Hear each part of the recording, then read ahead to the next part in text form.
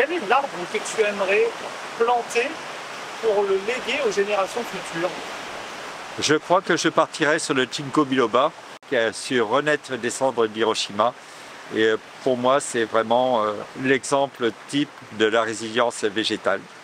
En mai dernier, nous avons suivi André Guyot toute une journée. Cet expert des arbres, membre de l'association Arbres Remarquables, nous a initiés aux histoires et super-pouvoirs des arbres lors d'un tour à la rencontre de quelques spécimens remarquables présents sur le territoire rochelais. Mais au fait, c'est quoi l'association Arbres Remarquables ? Alors c'est une association qui a une trentaine d'années cette année et qui justement recense les plus beaux arbres de France. Donc qu'est-ce que c'est qu'un arbre remarquable ? C'est un arbre qui a soit une histoire, soit une forme particulière, soit c'est une espèce particulière. Et en règle générale, c'est plutôt le coup de cœur. Voilà, donc ça peut être effectivement l'arbre du grand-père qui est en bord de mer, qui a pris une forme exceptionnelle. Ça peut être beaucoup de choses. La remarquabilité, elle est assez subjective de ce côté-là. Mais il faut quand même qu'il présente une originalité pour qu'il obtienne le label Arbre remarquable de France, ou alors quand c'est un espace plus important, un groupe d'arbres, c'est l'espace arboré remarquable qui est retenu. Donc un peu par exemple le jardin des plantes de La Rochelle. C'est quoi un arbre? Un arbre, c'est un être vivant qui était bien avant nous sur Terre, et qui permet effectivement de respirer, d'agrémenter les paysages et d'apporter également de la biodiversité, puisque dans les arbres on trouve de tout, on trouve des insectes, on trouve des oiseaux, on trouve des mammifères. Et il ne faut pas oublier que justement l'arbre, les forêts sont le premier lieu de sédentarisation de l'homme sorti des grottes, puisque c'est dans les forêts que les premiers Homo sapiens se sont réunis et ont utilisé l'arbre soit pour faire des maisons, soit pour faire du bois de chauffage, soit par rapport à la nourriture elle-même des humains avec les fruits qui pouvaient être récoltés. Justement, est-ce qu'on sait quand est apparu, de quand date le premier arbre et quelle espèce d'arbre c'était? Alors, je ne peux pas répondre directement à cette question, là j'ai pas assez de culture. Mais effectivement, on peut parler peut-être du plus vieil arbre du monde ou des plus vieux arbres du monde qui ont aux environs de 5000 ans. Donc nous avons par exemple les pins à queue de rat qui sont dans les montagnes rocheuses en Californie. On le sait puisqu'il y a un de ces arbres qui a été sacrifié après la guerre de 1945 et passé au carbone 14. Donc on a une datation assez précise. Mais on peut citer également des cyprès qu'il y a au Chili, en Patagonie, qui sont donnés aussi à 5400 ans.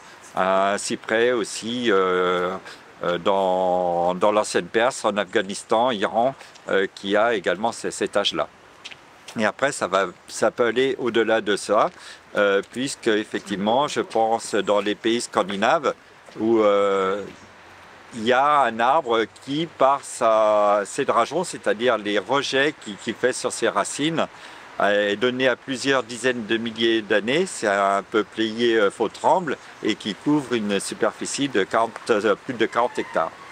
Donc vous voyez, donner un âge, c'est à la fois relatif et pas facile. Plusieurs milliers d'années, nous sommes bien peu de choses.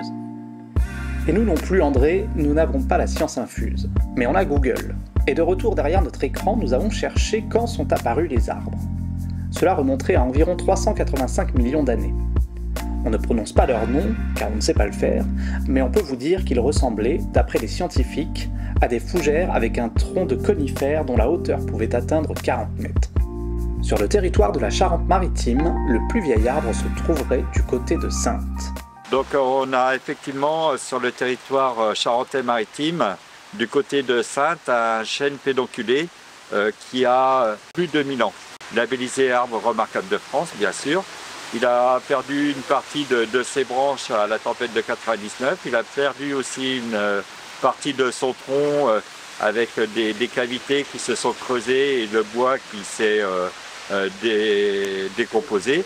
mais à l'époque, dans sa cavité, on pouvait tenir à une bonne douzaine à table dans son creux. Il y a aussi des légendes qui disent que le coiffeur venait s'y mettre, etc., etc. Au rayon des arbres remarquables, il y en a un qui a évité la coupe rase, blague de coiffeur, c'est l'orme qui se trouve juste derrière André. Ce qui en fait un arbre remarquable ici à La Rochelle, c'est son histoire. Alors cet orme, c'est donc un orme champêtre, c'est un des derniers, voire le dernier qui existe sur le territoire de La Rochelle. Donc, les ormes faisaient partie des arbres emblématiques plantés par Sully. Sully voulait justement planter en plein cœur des villages, auprès des églises, des places, des arbres afin que les populations s'y rassemblent. Et donc l'orme, effectivement, faisait partie des espèces au même titre que les tilleuls, les chênes qu'il avait choisis. Donc l'orme a disparu effectivement dans les années 80 suite à une maladie qui s'appelle la graphiose, qui empêchait la sève de circuler dans l'arbre, donc plus d'alimentation et les arbres mouraient. Et donc effectivement la Rochelle a perdu à peu près 3000-4000 ormes et il n'en reste aucun, à part celui qui est derrière moi et qui a résisté, qui mesure à peu près 3,50 m de circonférence et une vingtaine de mètres de haut. Et imaginez le parc rempli de plusieurs milliers d'arbres de cette taille, et également la place de Verdun, également le Mail. Donc c'était une voûte de verdure naturelle, un climatiseur naturel aussi important. Ah oui, parce que c'est ce que tu me disais hors champ, caméra coupée, c'est-à-dire que les pins qu'on a là en bas de l'allée du Mail, avant c'était des ormes. Voilà, partout où il y a des pins parasols sur le Mail, c'était également des ormes importantes de cette taille, et également le long des façades, et il y avait également la même chose. Donc depuis le long des façades du Mail, il y a deux variétés qui ont été remises de l'élante sur la partie basse au niveau du parc Beltremieux. Et sur la partie haute, au niveau des habitations, c'était la première variété d'ormes un peu transgénique, avec les guillemets, qui a été sortie des laboratoires pour replanter des ormes, qui est une espèce emblématique quand même en Europe. Sans transition, direction le Jardin des Plantes, seul lieu classé ensemble arboré remarquable de La Rochelle. C'est un site arboré remarquable parce qu'effectivement, ce n'est pas une entité.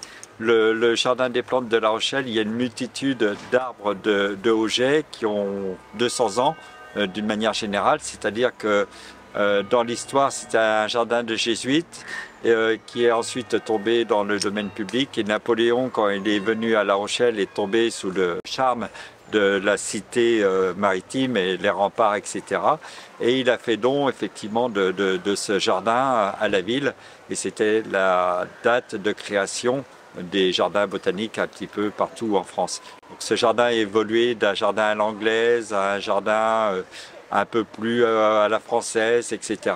Mais par contre, les arbres qui sont les plus importants datent de 1830, comme le platane qui est derrière nous, qui est un des arbres les plus hauts de La Rochelle, avec les platanes de la préfecture. Donc ce sont des platanes d'Orient, contrairement aux platanes à feuilles de platane, à Serifolia. Ils ont une croissance beaucoup moins rapide, d'où l'importance également d'avoir des arbres qui ont plus de valeur, entre parenthèses, au niveau de la physiologie, puisqu'ils poussent moins vite. Donc quand ils obtiennent une certaine hauteur, ça leur donne plus de valeur. Donc cet arbre derrière nous, il a une circonférence de 5,50 m, hein, pour une hauteur de 37 mètres de haut. Dans ce jardin, on trouve également effectivement un très beau justement Ginkgo biloba, donc l'arbre aux 40 écus. Le Ginkgo biloba, c'est un arbre qui a résisté effectivement au bombardement d'Hiroshima. Quand nous voyons les images des cérémonies au Japon, les arbres qu'on voit derrière les vestiges, ce sont justement les ginkgos qui ont redémarré de la base après le bombardement. Donc c'est un arbre également préhistorique, puisqu'un arbre émet des graines. Et le Ginkgo biloba, c'est pas forcément une graine, ce sont des ovules. avec une chair autour. Effectivement, quand cette graine tombe, enfin cet ovule chargé d'une drupe autour tombe, elle se putréfie et a une odeur assez désagréable.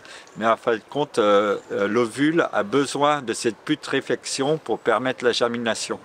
Il faut savoir également que le ginkgo est utilisé en phytopharmacie pour les jambes lourdes, pour la circulation du sang. Les Asiatiques mangent les fruits. Alors, je ne connais pas forcément la recette, hein, je ne peux pas vous la dire. Je pense que c'est peut-être un peu plus compliqué qu'une moule frite, mais c'est toujours est-il que c'est un arbre qui est très utilisé, effectivement, dans les villes, puisqu'il est résilient à la pollution, résilient à beaucoup de choses, et il prend des coloris or à l'automne. Donc par exemple à La Rochelle, quand on est avenue Coligny et que vous avez un plafond qui est grisonnant et ce coloris jaune, c'est absolument magnifique en termes de tableau. Nous avons un beau hêtre pourpre qui est également devant l'ancienne roseraie, qui a perdu son jumeau il y a quelques années dû à un champignon qui a digéré toute la lignine étant en gros le squelette de l'arbre. Donc il a perdu son jumeau avec lequel il a toujours évolué. Nous avons remplacé cet arbre par un autre qui est le cyprès du Mexique. Et donc c'est un des arbres les plus gros du monde et qui résiste également effectivement à la sécheresse et justement au réchauffement climatique. Et donc pour parler de ce cyprès au Mexique, qui fait plus de 30 mètres de circonférence pour 35 mètres de haut. Donc si on divise par pi, ça fait quand même 10 mètres de diamètre, hein, pour quelques personnes pour en faire le tour. Et vous avez une belle lignée également de chênes verts à l'entrée du jardin des plantes, et qui ont 200 ans et qui forment une belle lignée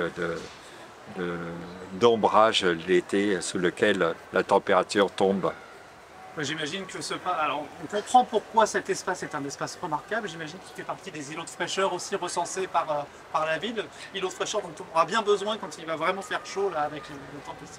Tout à fait. Nous sommes en cœur de ville et c'est un îlot de fraîcheur important où justement les Rochelais aiment à se balader lorsqu'il fait très chaud, notamment sous cette lignée de chênes verts dont je parlais avant, mais même d'une manière générale, puisque là nous sommes dans un cœur de verdure, dans un cœur d'îlot de fraîcheur, et la température baisse de plusieurs degrés sous le houppier des arbres, sous la couronne des arbres.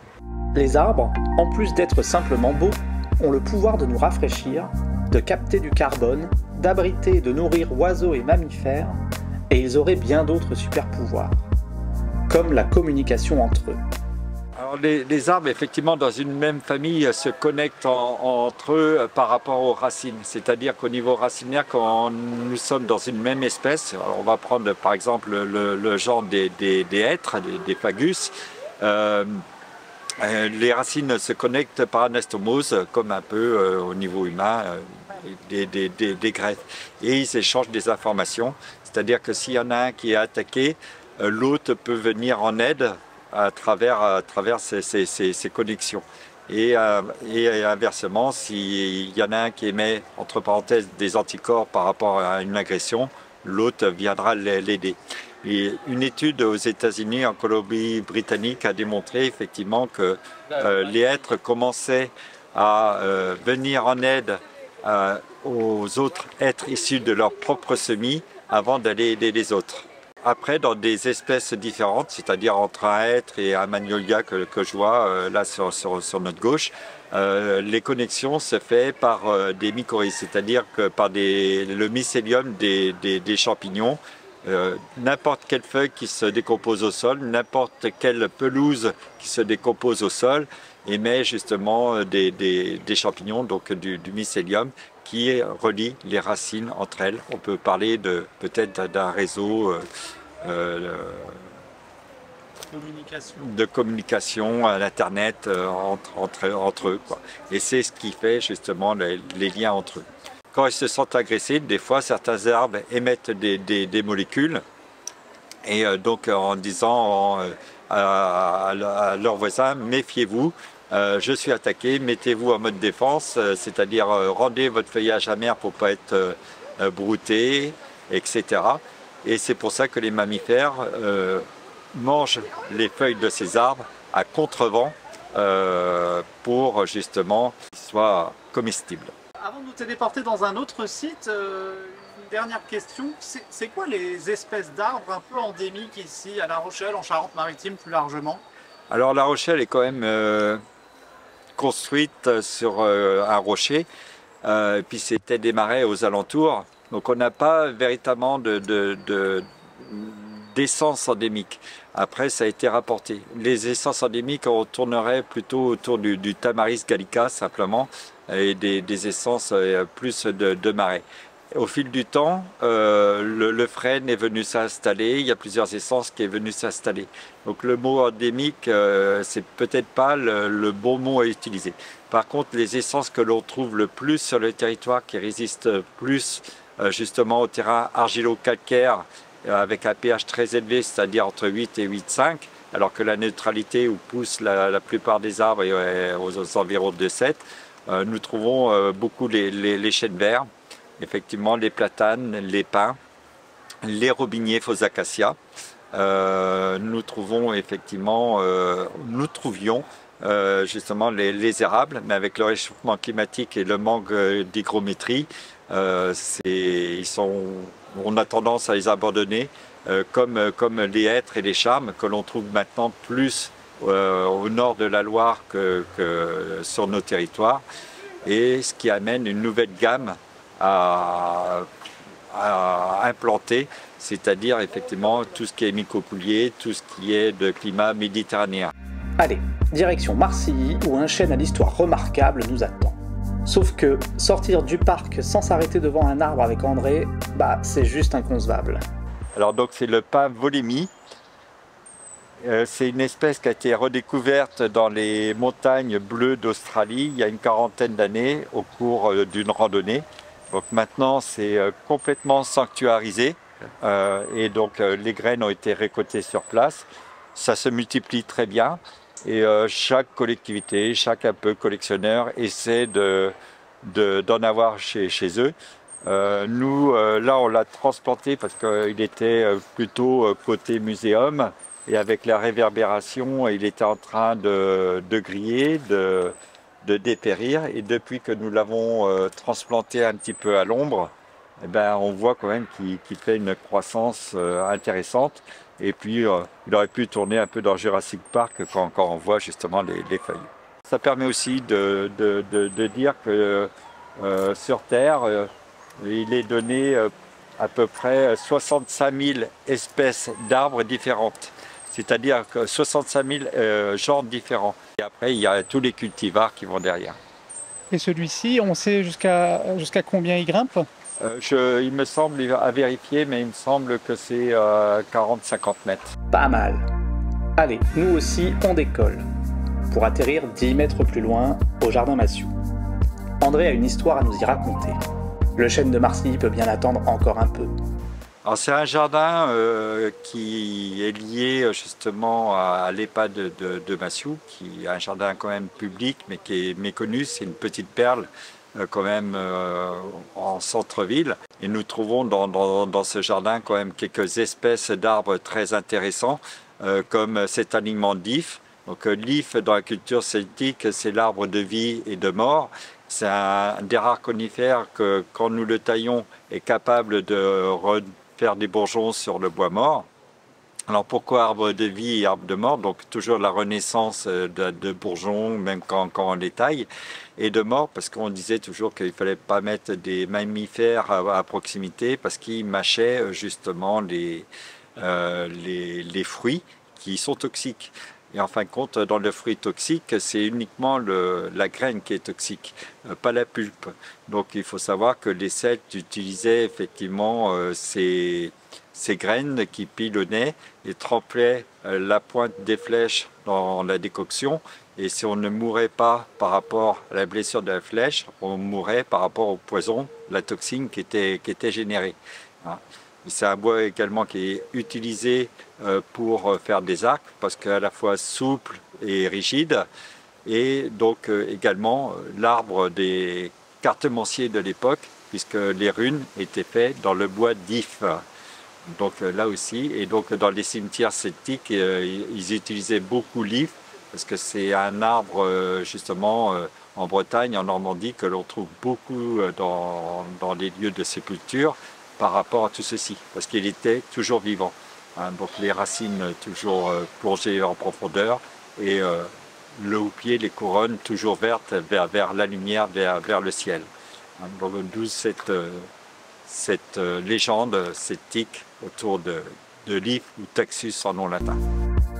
Après un ultime détour dans un superbe domaine à Nieul-sur-Mer, où nous avons découvert l'existence d'une corboseraie et fait la rencontre avec un corbillard tombé du nid, nous arrivons sur la place de l'église de Marcilly, où trône un chêne majestueux. Donc derrière moi, il y a un chêne chevelu. La particularité, c'est qu'il a été planté en 1792, après la Révolution. Ça fait drôle de dire ça, mais effectivement, chaque paroisse s'est vue offrir par Paris un arbre à planter, l'arbre de la liberté.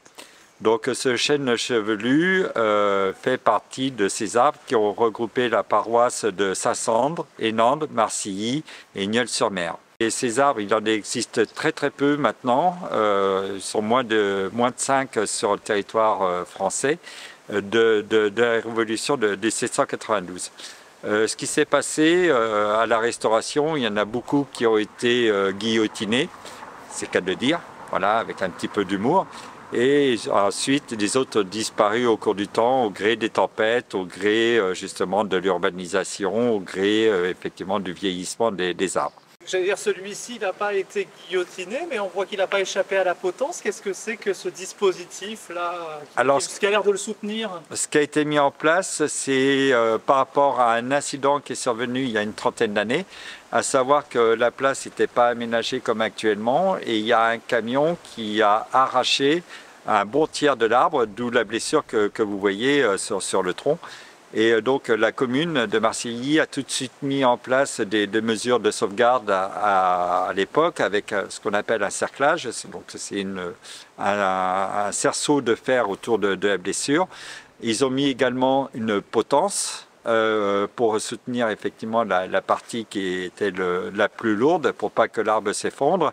Et ils ont mis des cordes dans l'arbre qu'on appelle des haubans. Il y a quelques années, en arrière, il y a 5 ans, avec le temps, les différentes tempêtes, la potence avait bougé. Et donc, il a été travaillé avec l'association Arbre et la collectivité de Marcilly, un nouveau dispositif pour renforcer celui qui était usagé et conserver l'arbre. Donc, pour ce faire, il y a déjà eu un petit élagage qui a été refait à l'intérieur. Les haubans ont été changés. La potence qui était simplement par 2 a été triangulée pour asseoir plus l'assise et le cerclage unique qui existait a été remplacé par un corsage fait sur mesure, un corset fait sur mesure et qui était dynamique, c'est-à-dire que le corset est en 2 pièces avec des ressorts pour permettre la croissance de l'arbre au niveau de la blessure. Alors, il faut savoir qu'un arbre creux n'est pas forcément dangereux. Tout dépend de ce qu'on appelle la paroi résiduelle, c'est-à-dire du bois restant par rapport à la cavité et de l'ouverture. Là, sur cet arbre, si on n'avait rien fait, on aurait risqué un vrillage, c'est-à-dire qu'effectivement les 2 facteurs cumulés avec le vent auraient provoqué une torsion, des fissures sur le tronc et la chute de l'arbre. D'où ces travaux. Il faut quand même des sous pour prendre soin de ces arbres qui avaient été celui-ci bien atteint. Ça coûte de l'argent pour des petites communes comme Marcilly. C'est un vrai budget. Je crois qu'ici, il y en avait, c'est marqué d'ailleurs sur les pancartes, pour 15 000 €. 15 000 €. Et donc là, l'association Arbre, alors c'est pas automatique, mais si elle le peut, elle aide à financer des travaux de, alors, je sais pas comment dire, restauration, réparation. Oui, de maintien de l'arbre. Par exemple, la fondation sur cet arbre a subventionné à hauteur de 3 000 €. Sur d'autres arbres de la forêt de Brocéliande également, ils ont participé à des subventions, à des aides. Également sur la chaîne historique d'Allouville, c'est le chêne à Chapelle, voilà, qui est en Normandie.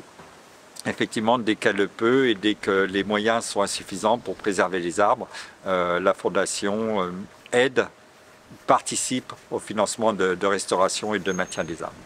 Et alors, est-ce qu'on débourse tous ces sous parce que c'est un chêne ou est-ce qu'on le fait pour n'importe quel arbre? Et la question qu'il y a derrière, c'est que j'ai l'impression que dans la culture française, c'est peut-être élargi à l'Europe ou ailleurs, j'en sais rien, mais que le chêne est un arbre vénéré, je ne sais pas si c'est le bon mot, mais en tout cas, on est très attaché au chêne. Il y a tout un symbole derrière. Est-ce que tu sais pourquoi? Alors, pour répondre à la première partie de la question, effectivement, c'est tous les arbres qui sont concernés, quel qu'ils soient au niveau de l'essence.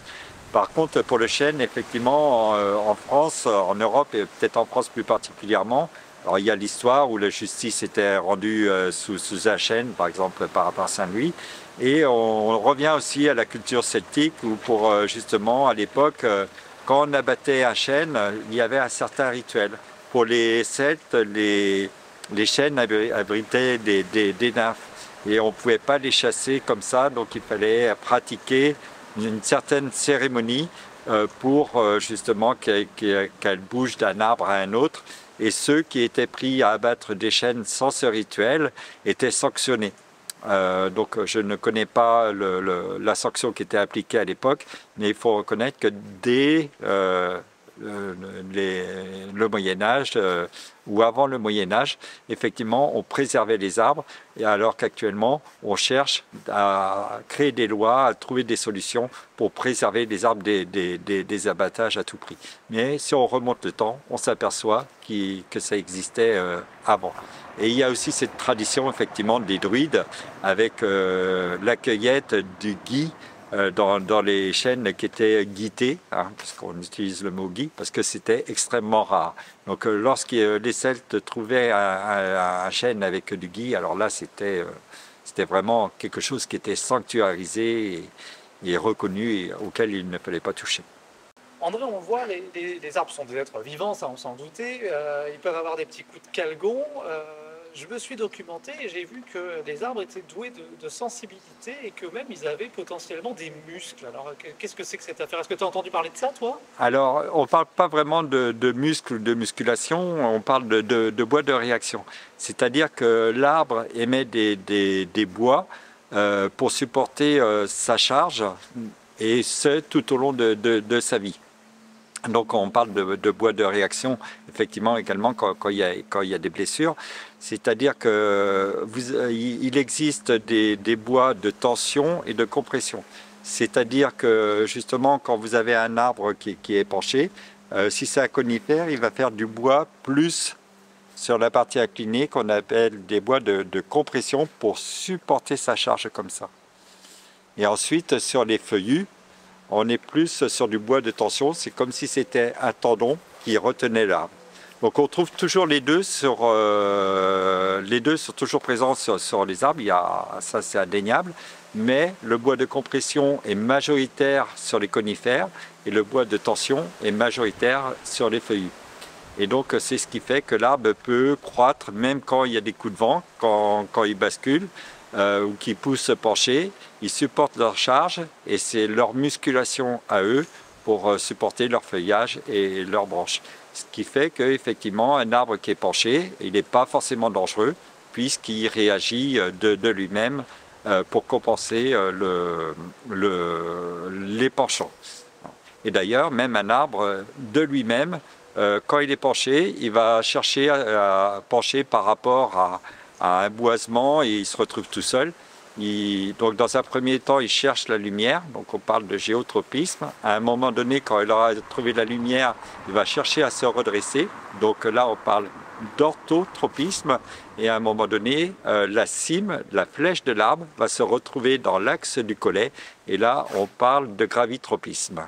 Donc l'arbre, en fin de compte, cherche à se rééquilibrer par lui-même, il ne faut pas chercher à le contrarier. Et d'ailleurs, par exemple, en bord de mer, pour lutter contre des ruptures de hauteur par rapport au vent, les arbres croissent plus en épaisseur qu'en hauteur. Parce qu'ils se disent, si je pousse trop haut, je vais avoir des branches cassées par rapport au vent. Donc c'est pour ça qu'ils poussent plus en épaisseur. Et on le voit, la différence entre le bord de mer et les arbres qui sont à l'intérieur des terres. Ça s'appelle la thigmomorphogénèse, l'action de pousser plus en largeur qu'en hauteur. Et de la même façon, les arbres émettront plus de racines face au vent dominant pour supporter la pression du vent et moins par derrière. C'est pour ça que les professionnels craignent plus les vents contraires pour des chutes que les vents dominants. Il y a aussi tout ce qu'il y a sous terre, les racines. Comment ça s'organise tout ça? Les scientifiques disent qu'il y a presque un World Wide Web, à l'instar du World Wide Net, l'Internet. Il y aurait comme ça un réseau de racines immense sous terre, quoi. Alors il y a plusieurs types de racines. Les principales sont les racines pivot ou d'ancrage qui permettent effectivement à l'arbre de s'ancrer.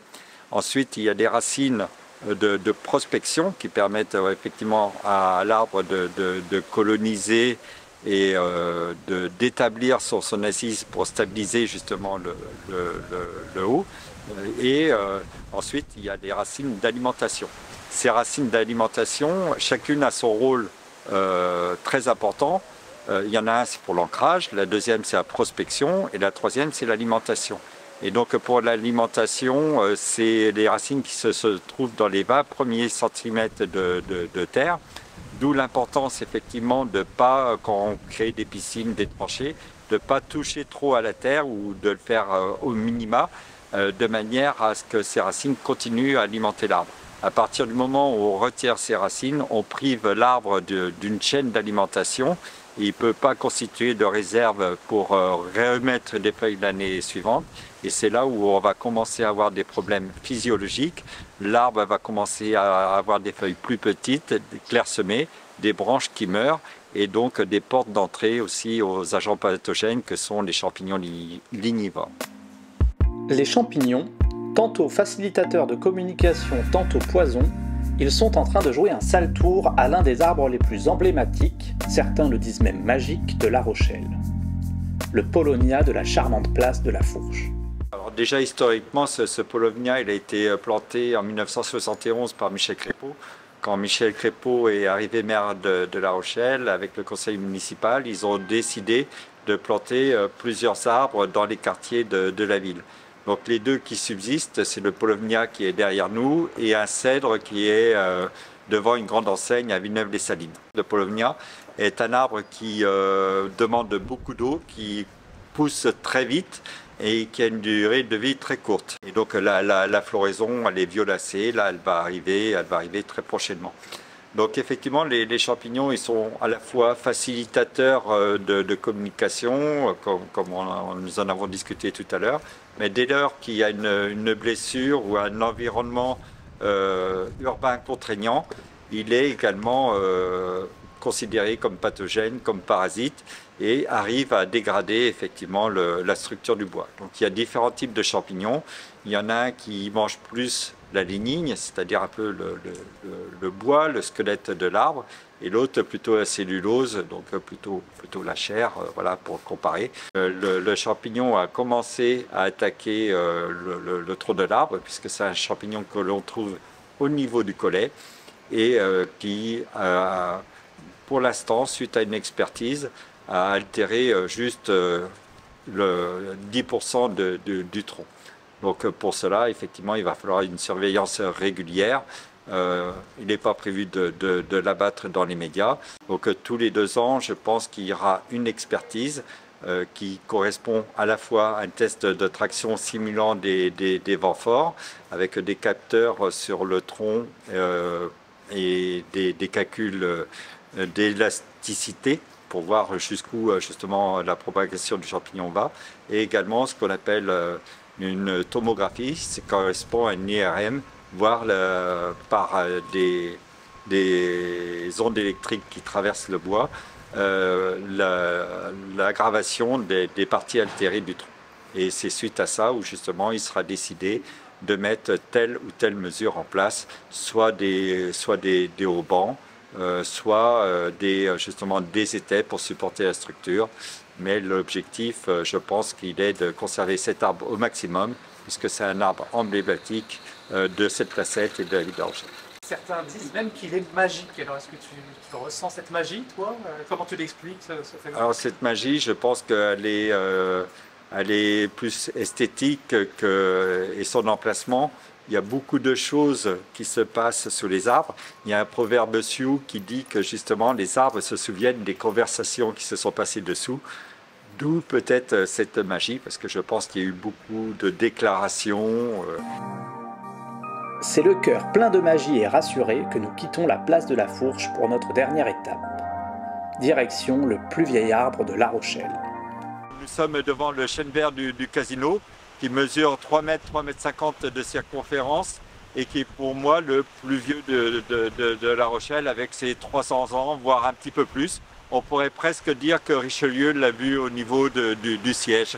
Alors là-dessus, on n'a pas la certitude, bien sûr, mais vu sa circonférence, les sols délicats que nous avons à La Rochelle, difficiles, avec une croissance lente, on peut supposer effectivement qu'il est plus de 300 ans. Alors pourquoi on annonce à 300-350 ans? C'est qu'on a coupé une branche charpentière, donc c'est une des premières branches qui naît en même temps que l'arbre, hein, au moment de l'édification du tronc. Et on s'est amusé à compter justement les cernes de cette branche charpentière qui nous amenait déjà à un certain âge, alors que c'est un des éléments supérieurs de l'arbre et non la base. Donc c'est là où on a fait des calculs pour justement identifier un âge approximatif. Ce chêne a une autre particularité. Il a été étêté lors de la tempête de 1999. Sur sa hauteur, il faut imaginer ce chêne avec un tiers de hauteur en plus. Et là, on le voit un petit peu quand on l'observe. On a l'impression qu'il y a un plateau qui est plus large et une deuxième frondaison qui vient s'encastrer dessus. Donc là, c'est ce que nous appelons les réitérations. Les réitérations sont des duplications de la pousse de l'année. Et donc depuis 20 ans maintenant, depuis la tempête, depuis un peu plus de 20 ans, on voit qu'il a repris 5-6 mètres de hauteur. Mais juste après 99, on observait un plateau, toute la tête avait été scalpée par les vents. Cette histoire de chêne qui perd la tête nous a amené une question. Quel est l'arbre le plus haut du monde? Bien sûr, André avait la réponse. Il s'agit d'un séquoia en Californie qui mesure 115 mètres et 55 cm de haut. En parlant de séquoia, André nous informe que plusieurs ont été plantés sur le territoire rochelais. La petite histoire autour de ces séquoias, c'est que le premier qui a été planté a été offert par la ville de New Rochelle pour le bicentenaire de la Révolution. Puisque nous parlions du chêne de la liberté de Marcilly, au niveau de 1989, le président Mitterrand a réitéré ce qui s'était fait en 1792 à offrir un arbre à chaque commune. Et la ville de New Rochelle nous a offert un séquoia qui est planté dans les parcs de La Rochelle. Voilà, c'est sur ce séquoia que la journée s'achève. Non, évidemment que non. On avait forcément une dernière question pour la route. On a demandé à André où se trouvait son arbre préféré à La Rochelle. Et comme il s'agissait d'un pin d'Alep situé à quelques pas de là, on est allé jeter un coup d'œil. Nous sommes arrivés au pied de ce pin d'Alep. Je dis au pied, mais en même temps, on ne voit pas le pied parce qu'il a une forme toute biscornue. Alors, c'est cette forme particulière, c'est son positionnement. Qu'est-ce qui te plaît? Qu'est-ce qui en fait l'arbre le plus beau de La Rochelle pour toi? Alors, effectivement, c'est un peu sa forme, puisqu'on a vu qu'au cours des différentes arbres et visites faites, que l'arbre prend la forme du vent. Et celui-ci, il contredit un peu tout ce que nous avons évoqué jusqu'à présent, c'est qu'il pousse face à la mer, face aux éléments, face d'une manière horizontale, qu'on appelle plagiotrope dans le métier, d'une manière horizontale. Et il a cette forme particulière, effectivement, avec très peu d'ancrage au niveau racinaire.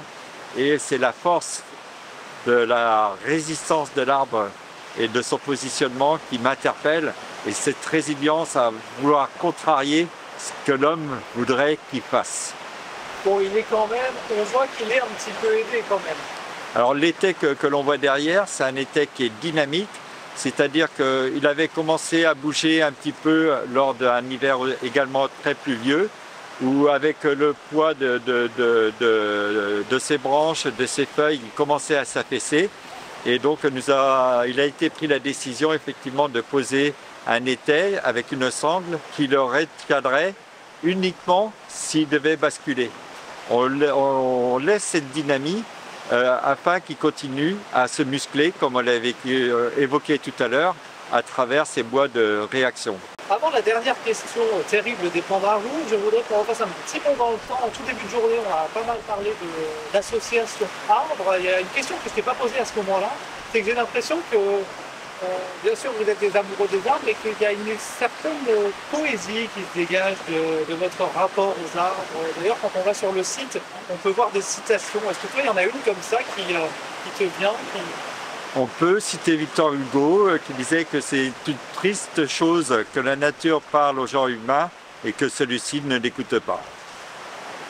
Elle est terriblement d'actualité, celle-ci. Je laisse méditer. Beau sujet de dissertation philosophique au moment du bac qui approche. Un superbe héritage, un de plus de Victor Hugo, et justement en parlant d'héritage, et comme on est dans les arbres pour clore ce sujet, cette superbe journée sur les arbres, la dernière question que je vais te poser, c'est celle-là, c'est quel est l'arbre que tu aimerais planter pour le léguer aux générations futures? Je crois que je partirai sur le Ginkgo biloba, puisqu'il est issu d'un passé planétaire et que demain, à mon sens, il sera toujours présent. C'est un peu l'arbre de la résilience. C'est un peu l'arbre de la résilience par rapport à la bêtise humaine avec Hiroshima qui a su renaître des cendres d'Hiroshima. Et pour moi, c'est vraiment l'exemple type de la résilience végétale. Superbe pousse transmise aux générations futures. Merci beaucoup pour toute cette journée, toutes ces visites et toutes ces histoires que tu nous as racontées autour des arbres. C'était vraiment un grand plaisir. Avec plaisir, merci Thibaut.